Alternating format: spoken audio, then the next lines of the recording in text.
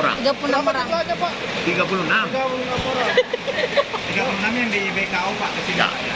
Itu Pak dalam insiden ini Pak, 3 latihan kabur itu Pak, ada nggak yang diperiksa dari petugas? Oh pasti. Itu ada pasti. berapa orang? Nah ini masih sedang didalami, nanti kan akan dicek dari mulai siapa yang bertugas malam itu rebunya, nanti kan akan dicek. Karena saya baru tadi malam pulang, nanti siapa yang di pos, siapa komandan jaga, ya kan?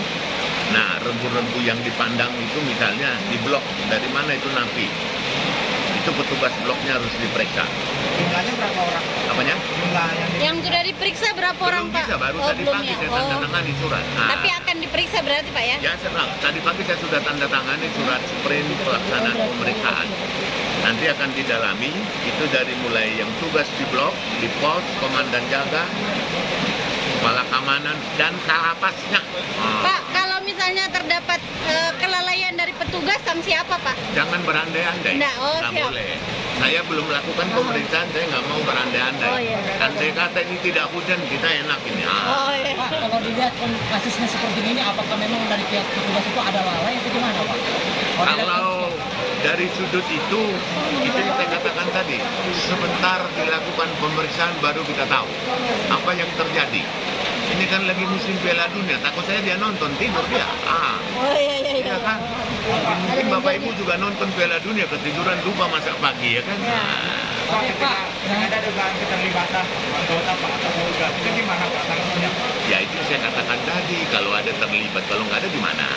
Ayo, kan gitu kan? Tunggu sabar, pemeriksaannya masih akan dilakukan.